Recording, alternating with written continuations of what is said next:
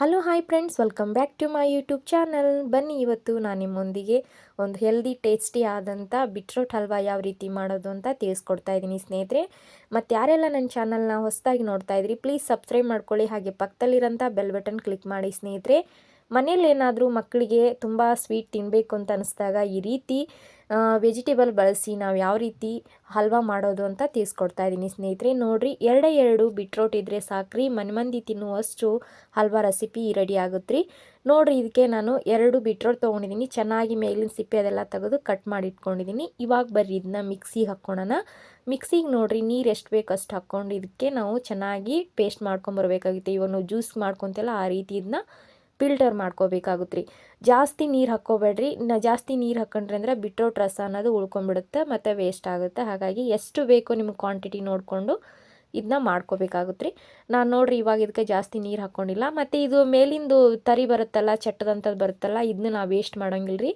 ಬೇಕಂದರೆ ಚಪಾತಿ ಮಾಡೋಕ್ಕಾಯ್ತು ಅಥವಾ ಪೂರಿ ಮಾಡೋಕ್ಕಾಯ್ತು, ಇದನ್ನ ಬಳಸ್ಕೋಬೋದು ರೀ. ವೇಸ್ಟ್ ಅಂತೂ ಆಗೋದಿಲ್ಲ. ನೋಡಿರಿ, ಇಷ್ಟು ನನಗೆ ಫಿಲ್ಟರಿಂದ ರಸ ಸಿಕ್ಕತಿ. ಮತ್ತು ಇದನ್ನು ಚಟ್ಟಾನು ಸಪ್ರೇಟಾಗಿ ಎತ್ತಿಟ್ಟಿದ್ದೀನಿ.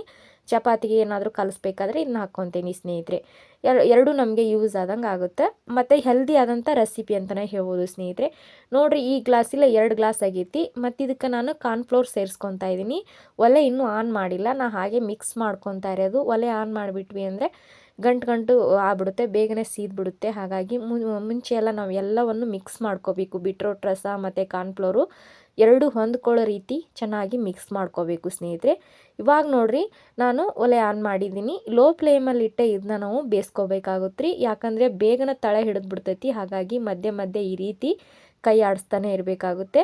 ಮತ್ತು ಇದು ಬೇಗ ಅಂದರೆ ಬೇಗ ತಳ ಹಿಡಿದ್ಬಿಡುತ್ತೆ, ಅಷ್ಟೇ ಬೇಗ ಇದು ಗಟ್ಟಿ ಆಗ್ಬಿಡುತ್ತೆ. ಯಾಕಂದರೆ ಕಾರ್ನ್ಫ್ಲೋರ್ ಅಲ್ವಾ, ಜೋಳದ ಹಿಟ್ಟು, ಮುಸ್ಕಿನ ಜೋಳ, ಹಾಗಾಗಿ ಬೇಗನೆ ಗಟ್ಟಿ ಆಗ್ಬಿಡುತ್ತೆ. ನೋಡ್ತಿದ್ರಲ್ಲ, ಈ ರೀತಿ ಮಧ್ಯ ಮಧ್ಯ ಕೈ ಆಡಿಸ್ತಾ ಇರಬೇಕಾಗುತ್ತೆ, ಇಲ್ಲಾಂದರೆ ಗಟ್ಟಿ ಆಗ್ಬಿಡುತ್ತೆ ಮತ್ತು ಇಲ್ಲಾಂದ್ರೆ ತಳನೂ ಹಿಡಿದ್ಬಿಡುತ್ತೆ ಸ್ನೇಹಿತರೆ. ಇದು ನೋಡಿರಿ, ಇದನ್ನ ಈ ಒಂದು ಹದಕ್ಕೆ ಬರೋವರೆಗೂ ನಾವು ಇದನ್ನ ಹಲ್ವಾನ ಮಧ್ಯೆ ಮಧ್ಯೆ ಕೈ ಆಡಿಸ್ತಾ ಇರಬೇಕು. ಭಾಳ ಅಂದ್ರೆ ಭಾಳ ಚೆನ್ನಾಗಿ ಬರ್ತೈತಿ. ಖಂಡಿತ ನೀವು ಕೂಡ ಈ ಒಂದು ರೆಸಿಪಿನ ಹಿಂದೆ ನಿಮ್ಮ ಮನೆಯಲ್ಲಿ ಮಾಡಿ ಸ್ನೇಹಿತರೆ. ಭಾಳ ಅಂದ್ರೆ ಭಾಳ ಇಷ್ಟಪಡ್ತಾರೆ ಕುಟುಂಬದಲ್ಲಿ. ಮತ್ತು ಹಾಗೆ ಇದು ನಾವು ಬೀಟ್ರೋಟಲ್ಲಿ ಮಾಡಿದ್ದೀವಿ ಅನ್ನೋದೇ ಗೊತ್ತಾಗೋದಿಲ್ಲ. ಮಕ್ಕಳು ಯಾರೆಲ್ಲ ತಿನ್ನೋದಿಲ್ಲ ಅಂತಾರಲ್ಲ, ತರಕಾರಿಗಳಾಯಿತು ಎಲ್ಲ ಇಷ್ಟಪಡೋದಿಲ್ಲಲ್ಲ, ಈ ರೀತಿ ಮಾಡಿಕೊಡೋದ್ರಿಂದ ಹೆಲ್ತಿಯಾಗಿರುತ್ತೆ.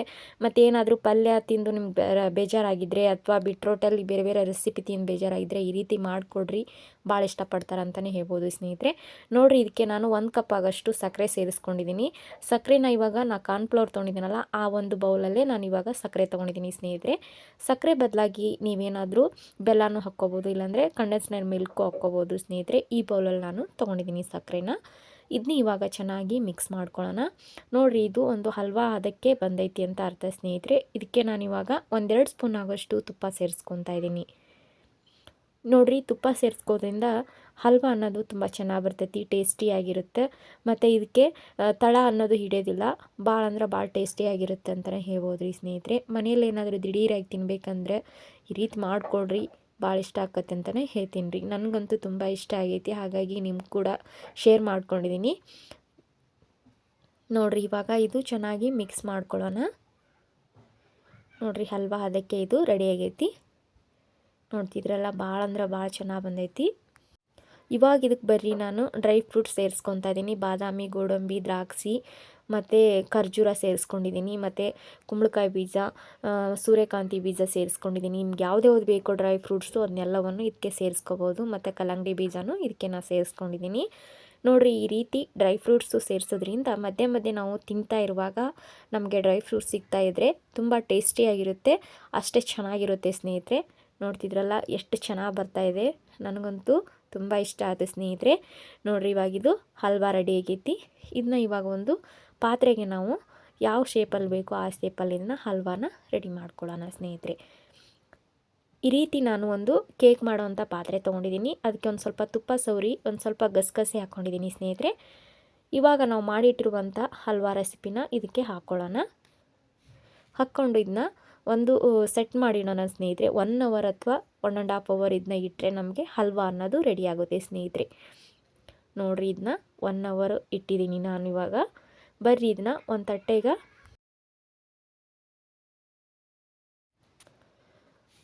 ತಟ್ಟೆಗೆ ಹಾಕ್ಕೊಂಡಿದ್ದೀನಿ ಸ್ನೇಹಿತರೆ.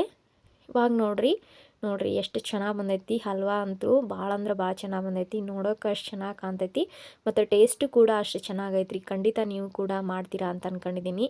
ಈ ರೆಸಿಪಿ ನಿಮ್ಮೆಲ್ಲರಿಗೂ ಇಷ್ಟ ಆಗಿದೆ ಅಂದ್ಕೊಂಡಿದ್ದೀನಿ ಸ್ನೇಹಿತರೆ. ಬನ್ನಿರಿ ಇವಾಗ ನಿಮ್ಗೆ ಯಾವ ಸೇಪ್ ಬೇಕೋ ಆ ಸೇಪಲ್ಲಿ ಇದನ್ನ ಕಟ್ ಮಾಡ್ಕೊಳ್ಳೋಣ ಸ್ನೇಹಿತರೆ. ನೋಡ್ತಿದ್ರಲ್ಲ, ಈ ರೀತಿ ಚಿಕ್ಕ ಚಿಕ್ಕದಾಗಿ ಟ್ಯೂಬ್ಗಳಾಗಿ ನಾನು ಕಟ್ ಮಾಡ್ಕೊಂಡಿದ್ದೀನಿ.